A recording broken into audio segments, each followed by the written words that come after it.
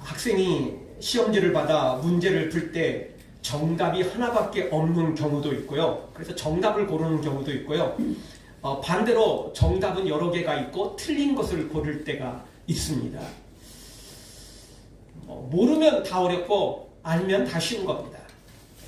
남들이 다 어려워도 내가 알면 쉬운 거고요. 남들이 다 쉽다고 말해도 내가 모르는 거면 어려운 것입니다. 그러니까 쉽다 어렵다 이거는요 사실은 뭐 나름 그 객관적인 것 같지만 실상은 주관적인 것입니다. 정답도 똑같습니다. 하나밖에 없다. 이게 참 어떻게 보면 더 어려울 수도 있을 것 같지만 그 정답 하나밖에 없는 걸 아는 것이야말로 더 확실한 것이라고 말할 수 있습니다. 여러 개가 정답이다. 그러면 그 여러 개를 다 알아야 되는 거거든요. 그래야 정답 아닌 것을 고를 수 있는 거잖아요. 그러니까 사실 알고 보면 정답이 하나밖에 없는 게 사실은 더 알기가 더 쉬운 겁니다. 딱 하나만 알면 되거든요. 나머지는 아무것도 아니야. 다 오답이야. 뭐 정확한 거거든요. 근데 정답이 여러 개면 여러 개를 알아야 돼요. 그래야 오답이 뭔지를 발견해낼 수 있는 것입니다. 정답이 많다고 사실은 좋은 게 아니라는 것입니다. 생각보다 정답이 많은 것은 그만큼 힘들고 어려울 수도 있는 것입니다. 중요한 건 확실한 정답, 그것을 제대로 아는 것입니다.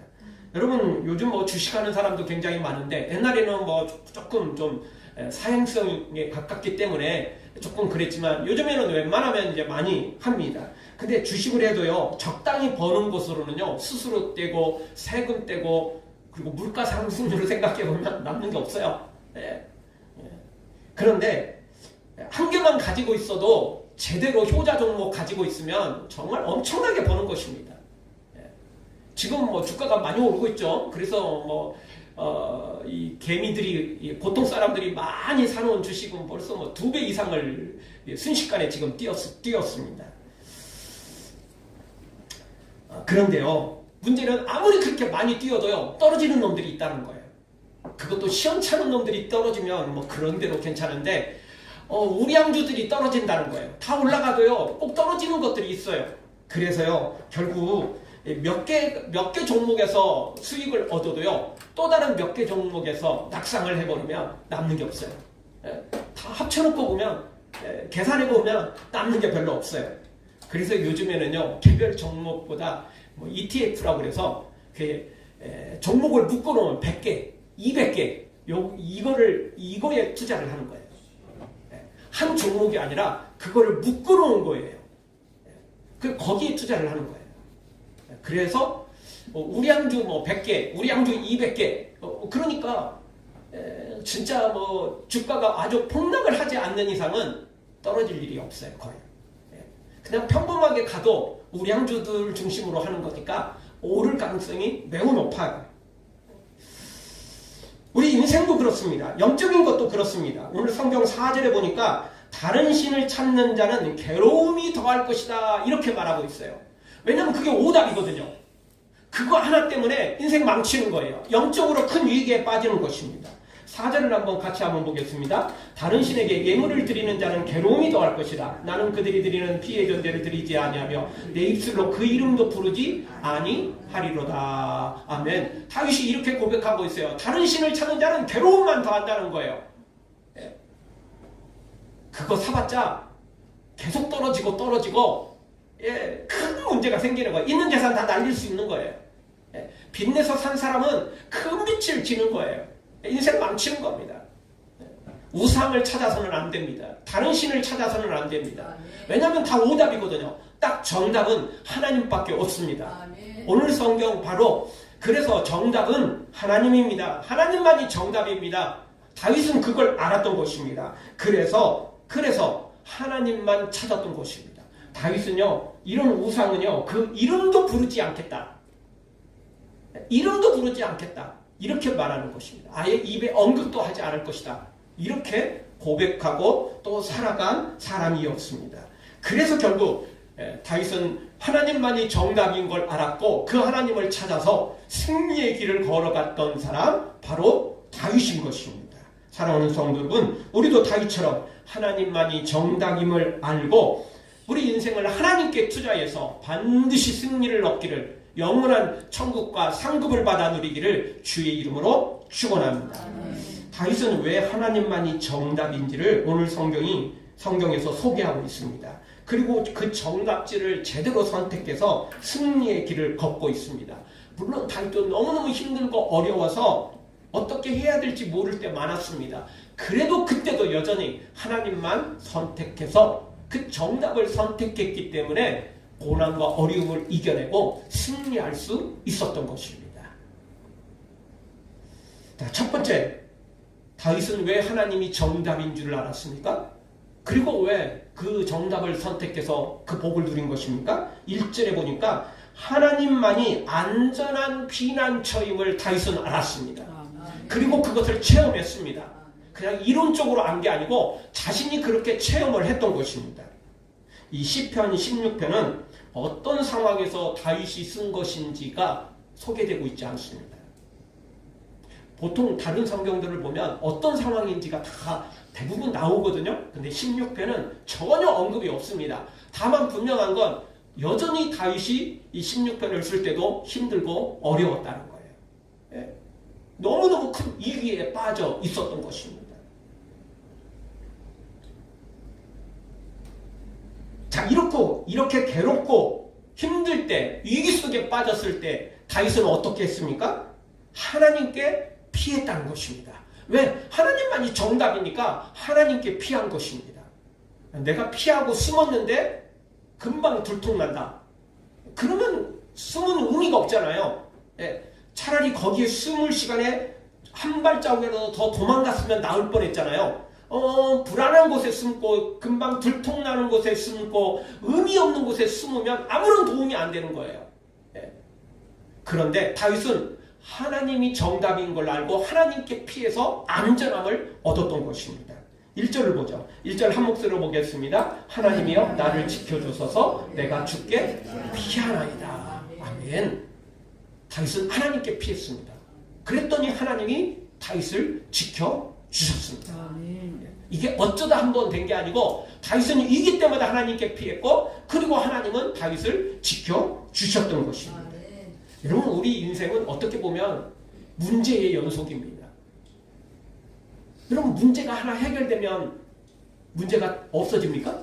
이 문제가 해결되면 또 다른 문제 나오고 또 다른 문제가 해결되면 또 다른 문제가 나와요. 심지어 문제가 해결되는 게 아니고 좋은 일들, 행복한 일들 생겨도 어느 순간 문제가 또 거기 곁따라와요. 곁들여서 또 따라와요. 그게 인생이에요. 어떻게 보면 우리 인생은 문제의 연속이에요. 피할 수 없어요. 예. 우리가 이 인생을 마치기 전까지는 고난과 환난, 어려운 일들을 졸업할 수는 없어요. 예. 졸업장이 주어지지 않아요. 죽는 순간 우리 인생도 고난도 어려움도 거기서 끝나는 것입니다.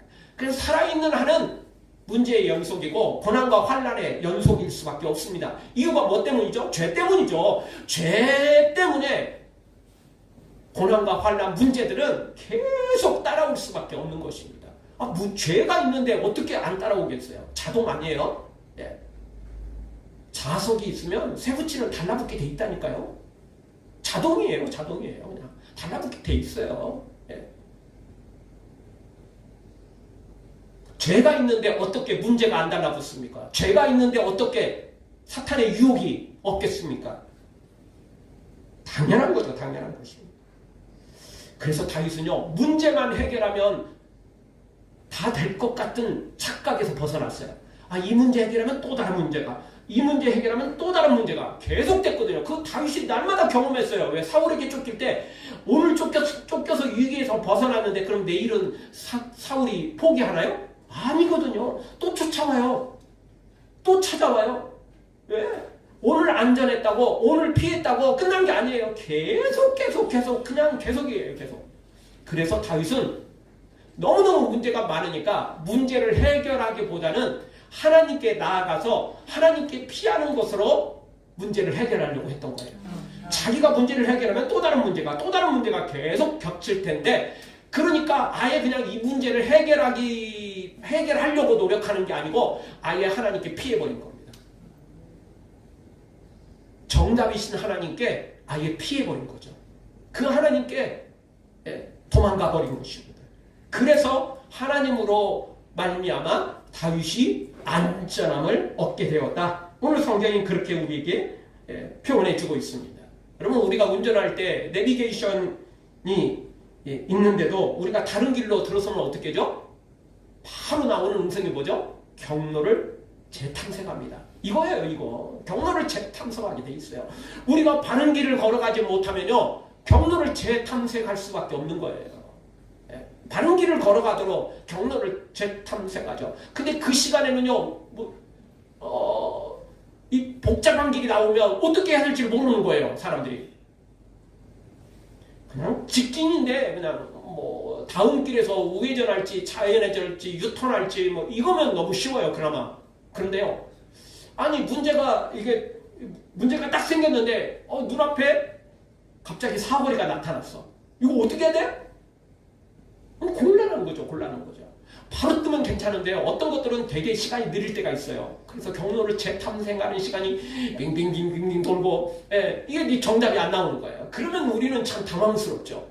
안 갈 수도 없고 멈출 수도 없고 그러다가 사고 나기도 하고요. 어떤 사람은 그냥 거기서 그냥 갑자기 멈춰버리는 사람도 있고 별수록 사람들이 다 있어가지고 위험에 처할 때가 있는 것입니다.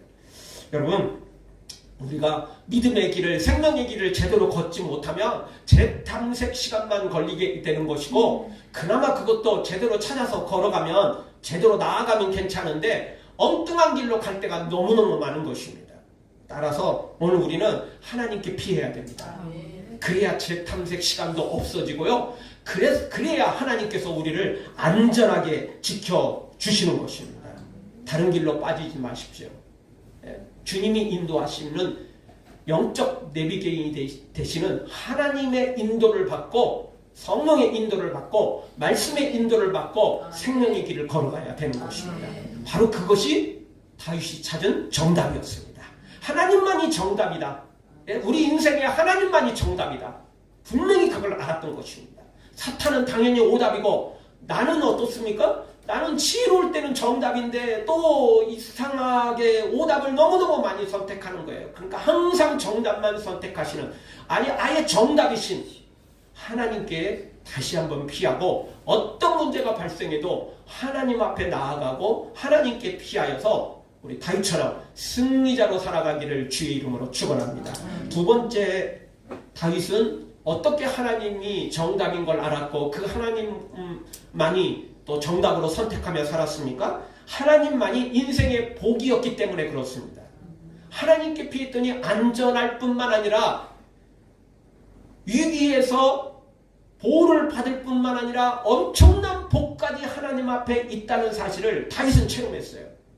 그냥 피한 것만으로도 대단하죠. 위기에서 벗어나는 것만으로도 대단해요. 그런데 하나님께 피했더니 위기에서 벗어나는 것으로 끝나지 않고, 잠깐 피한 것으로 끝나지 않고 그 안에 엄청난 복이 있더라는 거예요. 그 안에 엄청난 하나님의 은혜가 있더라는 거죠. 그래서 다윗은 매 순간마다 하나님께 나아가서 그 복을 받아 누리게 된 것입니다.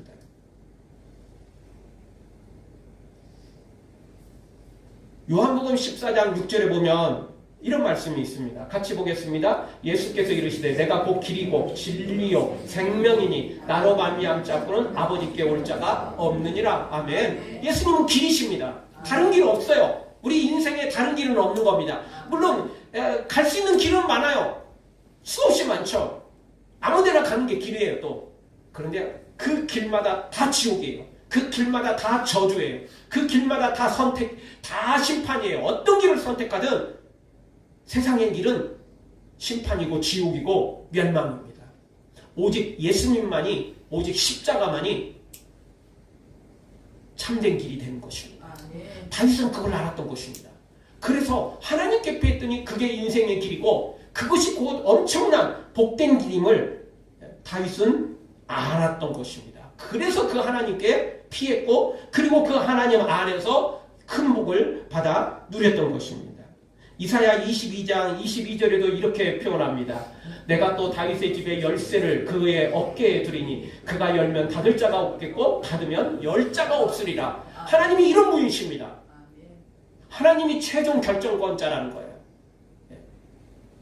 우리가 이따금씩 어떤 그 건물에 또 어떤 그런 또 방 이런 데 들어가 보면요.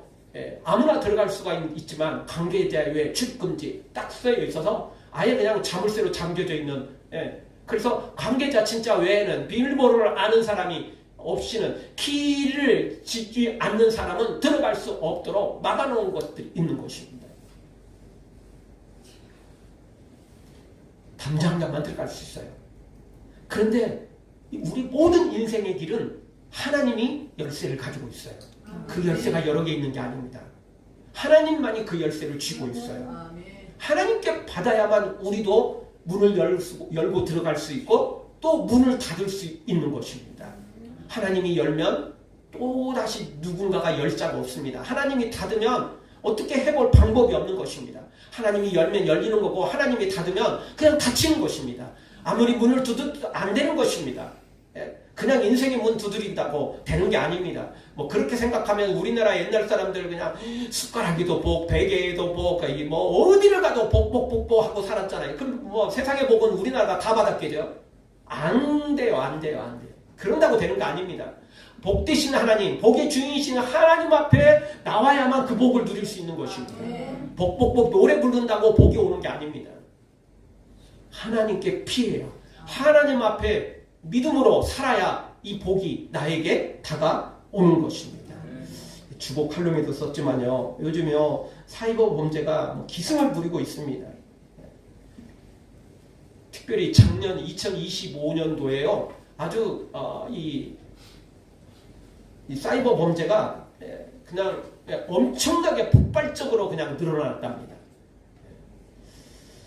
문제는 이제 그런 해킹이나 뭐 이런 이제 문제들이 심각한데, 근데 이제 그거는 이제 어떤 그 회사나 뭐 이런 것들이고 우리도 피해를 좀 있기는 있지만요. 왜냐하면 이제 뭐 홈페이지가 마비가 되고 뭐 제대로 이게 작동이 안 되니까 우리도 피해를 보죠. 근데 그 피해보다 더 큰 피해는 뭐냐면 그런 해킹 사건들로 그런 사이버 범죄들로 말미암아 우리의 정보가 다 노출돼 버린다는 거예요.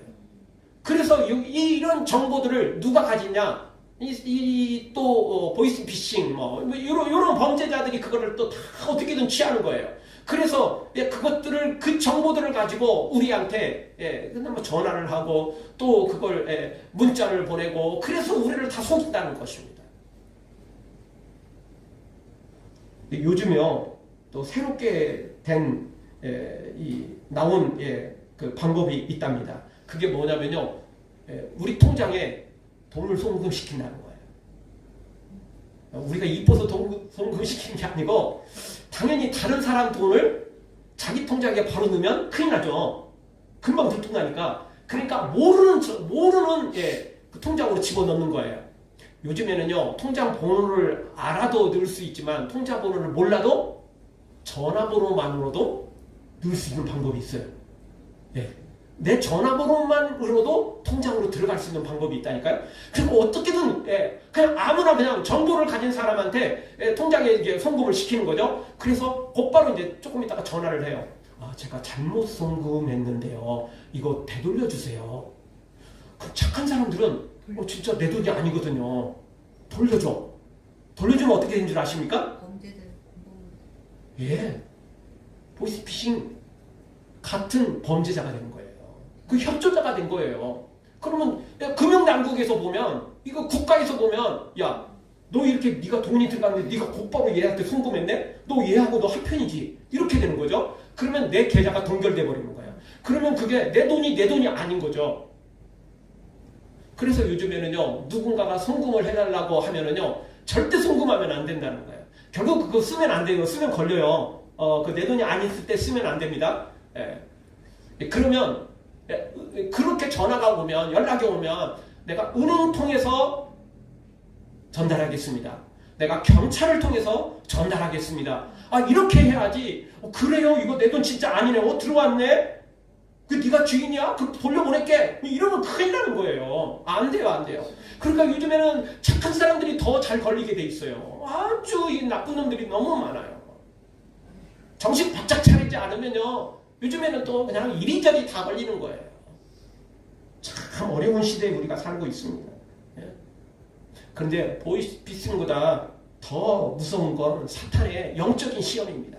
물론 그놈들도 다 사탄에게 영향을 받아가지고 나쁜 놈이 돼서 그런 짓을 하는 거겠지만, 그런데요, 그래도 세상에 보이스피싱 당하고 재산 다 날려도요, 지옥 가는 건 아닙니다. 힘들고 어렵긴 하겠지만. 근데 영원히 보이스피싱 당하면, 우리의 영혼이 사탄에게 속아버리면 방법이 없다는 거예요. 큰일 난다는 것입니다. 그래서 성경은 우리에게 말합니다. 사탄을 대적하라는 것입니다. 그리고 오직 하나님께만 복종하라고 말씀합니다. 야고보서 4장 7절을 보죠. 같이 보겠습니다. 내가 4장 7절 그런즉 너희는 여호와 하나님께 복종할지어다. 마귀를 대적하라. 그리하면 너희를 피하리라. 아멘. 두 가지를 해야 돼요. 하나는 사탄을 대적하는 것이고, 또 하나는 하나님만 복종하는 겁니다. 하나님께만 복종하는 거예요. 하나님께도 복종하는데 사탄도 경계하지 않고 사탄도 같이 어울린다. 이러면 곤란해요. 그런 교인들 많아요. 생각보다 하나님 믿는 것 같은데 여전히 그냥 세상도 좋아하고 그냥 세상도 그냥 여전히 그냥 즐기고. 아니에요. 두 가지입니다. 하나님께 복종하고 사탄은 대적해야 됩니다. 이게 정확합니다. 이게 정답이에요. 정답 두 개 아니에요. 하나님만 선택하는 것이 정답 맞는데, 하나님만 선택해야지 하나님도 선택하고 돈도 세상도 권력도 쾌락도 선택하면 안 되는 거예요. 그건 오답이거든요. 그건 오답인 것입니다. 그래서 하나님께는 복종하고 사탄은 대적해야 돼요. 네. 세상의 죄악들, 쾌락들, 부귀영화들 이런 것에 속으면 안 돼요. 하나님이 주시면 감사히 받고 베풀고 나누면서 살아야지, 그것 쫓아가다가는 큰일 나는 겁니다. 그러니까 분명히 성경은 하나님과 재물을 겸하여 섬길 수 없다. 둘 중에 하나다. 이렇게 말하는 거예요. 물론 사람들은 다 그냥 다 좋아해요. 다 좋아해요. 하나님도 좋고 천국도 좋고 즐기는 것도 좋고 막 다 좋아하는데, 그건 다 오답들입니다. 정답은 딱 하나밖에 없어요. 하나님만 선택해야 됩니다. 하나님께만 복종해야 됩니다. 그러려면 세상을 버려야 돼요. 세상의 것들을 내려놓아야 되는 것입니다. 다 같이 선택할 수 없는 것입니다. 사랑하는 성도는 다윗처럼 하나님께 복이 있음을 기억하고 세상 따라가지 말고 세상 눈독 들이지 말고 하나님께만 복종하고 하나님께만 순종해서 인생의 모든 복을 남김없이 받아들이되 영적인 복, 육적인 복 다 받아들이기를 주의 이름으로 축원합니다. 마지막 세 번째로, 다윗은 왜 하나님만 선택했습니까? 왜 하나님만이 정답인 것을 알았습니까? 그것은 하나님만이 내 분깃이며 하나님만이 나의 기업이며 하나님만이 나의 산업인 것을 분명히 알았기 때문에 그렇습니다. 5절 6절을 통해서 다윗은 하나님만이 나의 산업이고 나의 분깃이고 나의 기업이라고 고백합니다. 하나님은 영원한 천국뿐만 아니라 천국에서 누리는 상급까지 보장해 주실 뿐만 아니라 이 땅에서도 하나님을 믿고 따르는 자들에게는 기적으로 베풀어 주신다는 것입니다. 그래서 다윗도요, 천국뿐만 아니라 이 땅에서도 그 복을 누리며 살았어요. 다윗은 영육간의 복을 누린 하나님의 사람이었던 것입니다. 그런데요, 사탄도 이렇게 주려고 그래요. 자기가 준다고 다 속여요. 심지어 예수님을 시험할 때도 나한테 절만해라. 그러면 내가 세상 부귀영화를 다 주겠다. 뭐 예수님한테도 이러잖아요. 우리한테는 오죽하겠어요? 근데 또 정신없는 교인들은 아이고 주기만 하면 감사히 받죠. 이래가지고 덥석 물어버리는 사람들이 있어요. 아니요, 큰일 납니다. 그거 오답이거든요. 그거 오답인 것입니다. 여러분, 정답과 오답을 동시에 고르면 뭐 그래도 나 정답도 골랐는데요, 됩니까? 안 되는 거예요. 오답을 고른 순간 오답인 거예요. 그게요. 정답이 하나밖에 없으면 딱 하나만 골라야지. 왜? 그렇게 말하면 뭐 사지선다형, 오지선다형 뭐 체크 다 해버리게요? 나 100점 맞았네. 나 정답도 이거 골랐으니까. 모르면 뭐든지 다 5개, 4개는 4개 다 체크해가지고 그러면 뭐 다 100점 맞지라고요? 아니요. 정답은 하나 있으면 딱 하나만 골라야 되고 2개가 있으면 딱 2개만 골라야 되고 오답을 고르면 안 되는 거예요. 오답 고르는 순간 아무리 정답을 골랐어도 그 문제는 틀린 것이 되는 것입니다. 하나님만이 정답입니다. 그러니 우리는 하나님만 골라야 됩니다. 하나님만 선택해야 됩니다. 다른 오답들은 버려야 돼요. 그거 체크하면 안 돼요. 그거 눈독 들이면 안 돼요. 거기에 물들면 안 되는 것입니다. 6절에 가보면 하나님께서 줄로 재어서 주었다 이렇게 표현합니다. 내게 줄로 재어준 구역, 하나님이 우리에게 주신 구역이 줄로 주어졌다는 거예요. 그러니 얼마나 정확합니까? 여러분 대충 주면요 나중에 싸워요. 옛날에는 제대로 이런 측량이 제대로 안 돼 있어가지고 여기까지가 내 땅이니 여기까지가 네 땅이니 서로 싸워서 결국 소송하는 경우도 많아요. 정확하게 안 돼 있을 때는 그런 일이 벌어지는 거예요. 근데 하나님이 우리에게 주실 때는요 줄로 재어서 줘요. 그래서 정확해요. 남들이 뺏어갈 수도 없고 남들이 눈독 들인다고 남의 거 되는 거 아니에요. 정확해요. 그리고요 또 하나님 주신 것은 아름다운 것이래요. 아름다운 곳에 있으며 나의 입이 실로 아름답도다. 너무너무 아름다운 거 그걸 우리 하나님이 주시는 거예요. 시원찮은 거 주는 거 아니에요. 대충 그냥 그런 거 주시는 거 아니에요. 하나님이 주시는 건 너무너무 아름다운 걸 주시는 거예요. 너무너무 귀한 걸 주시는 거예요. 그걸 받은 사람만이 그걸 선물로 받아 누리는 사람만이 그 행복을 누릴 수 있는 거예요. 아무나 받을 수 없어요. 너무너무 아름답고 너무너무 귀한 것이거든요. 그러니 오늘 우리는 무조건 하나님만 선택해야 됩니다. 그러면 이 하나님의 아름다운 이 놀라운 것을 줄로 재어서 정확하게 내 것으로.